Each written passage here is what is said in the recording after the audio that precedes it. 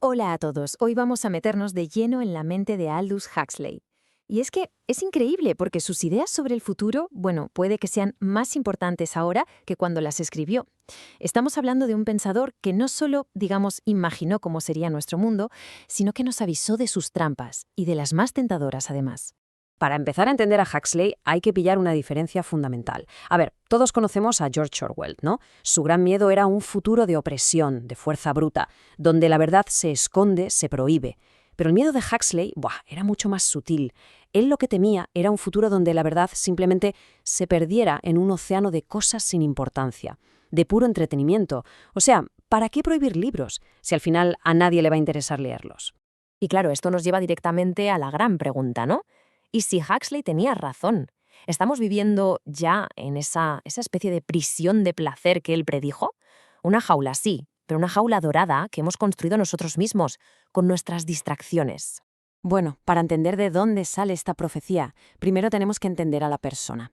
Su forma de ver el mundo no apareció de repente, ¿sabes? Se fue forjando en una mezcla muy particular de, por un lado, un privilegio intelectual enorme y por otro, una tragedia personal que lo marcó para siempre. Es que Huxley no venía de una familia normal y corriente, ni mucho menos. Pertenecía a lo que podríamos llamar la aristocracia intelectual de Gran Bretaña. Ojo, era nieto del famosísimo biólogo T.H. Huxley, al que llamaban el Bulldog de Darwin, y se codeaba con las mentes más top de la época, gente como Virginia Woolf o Bertrand Russell.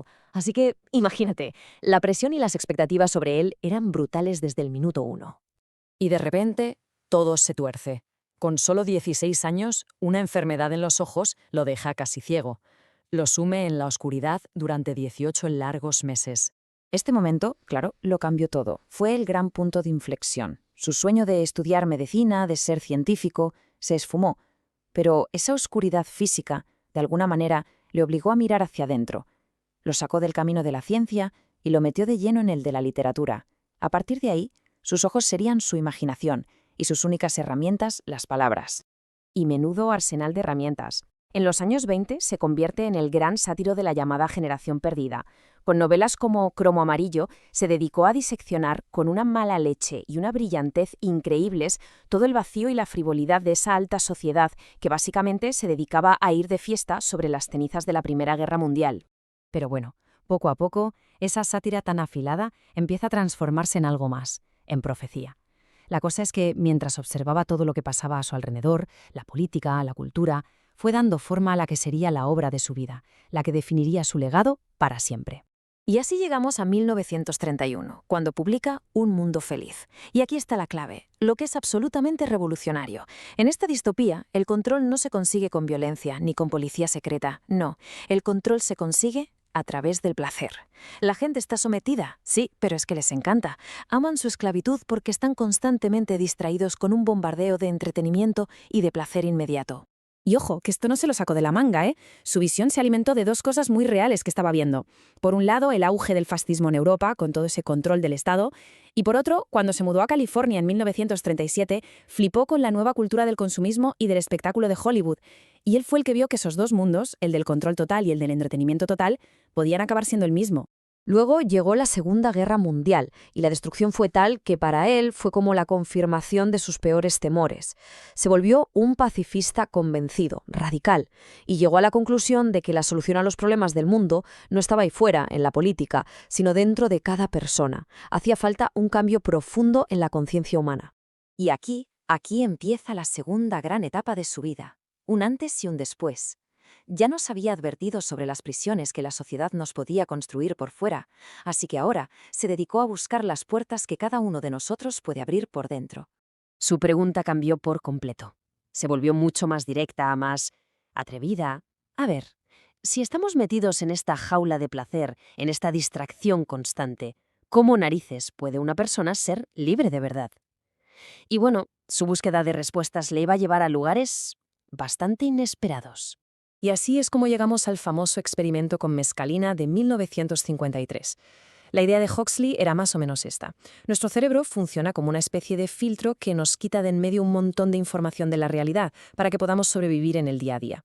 Y él se preguntó, ¿y qué pasa si quitamos ese filtro? Así que, con supervisión de un psiquiatra, probó la mescalina. Y el resultado fue lo que él describió como una experiencia casi mística, una visión de la realidad sin filtros. De todo esto salió su famosísimo libro, Las puertas de la percepción. Y lo que es una locura es el impacto que tuvo este librito. Se convirtió en un pilar fundamental para toda la contracultura de los años 60. De hecho, un detalle que lo dice todo, la banda The Doors, pues sí, sacaron su nombre directamente del título del libro, para que veamos hasta qué punto esa exploración de la conciencia caló en toda una generación. Pero Huxley no se quedó ahí. En la recta final de su vida intentó dar un paso más. Ya había avisado del peligro de la distopía, así que ahora tocaba intentar imaginar lo contrario, una utopía, una alternativa real y posible. Y eso es exactamente su última novela, La isla. Es, por así decirlo, la cara B, el contrapunto optimista de un mundo feliz. En ella imagina una sociedad que usa la tecnología y la espiritualidad no para controlar y esclavizar, sino para todo lo contrario, para liberar el potencial de la gente. Es como su respuesta a sí mismo, su propuesta de esperanza frente a su propia y oscura profecía. Pero el destino a veces tiene un sentido del humor bastante negro.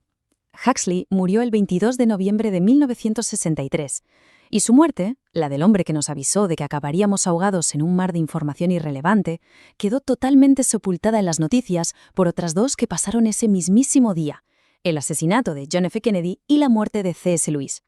Tiene narices, ¿eh? Y su final, pues estuvo a la altura de su vida. Ya sin poder hablar, le pasó una nota a su mujer con una última petición, que le administrara una dosis de LSD. Quería una muerte consciente, una transición pacífica. Fue, en fin, el último acto coherente con toda una vida dedicada a explorar los límites de la mente. Al final, si nos quedamos con algo, el gran legado de Huxley es un aviso que hoy en día, con nuestro mundo digital, resuena con una fuerza brutal. El mayor peligro para nuestra libertad quizás no es un tirano con un ejército, sino nuestro insaciable apetito por la distracción. La tiranía que él vio venir es una en la que entramos por nuestro propio pie. Huxley se dio cuenta de algo fundamental, que la vida, a menudo, es tan monótona o tan dolorosa que sentimos una necesidad brutal de escapar, un apetito del alma, como él lo llamó, por ir más allá. Y toda su obra nos deja con una pregunta flotando en el aire. ¿Qué hacemos con ese apetito? ¿Buscamos trascender de verdad o nos conformamos con la siguiente distracción? Esa pregunta, hoy más que nunca, sigue ahí, sin respuesta.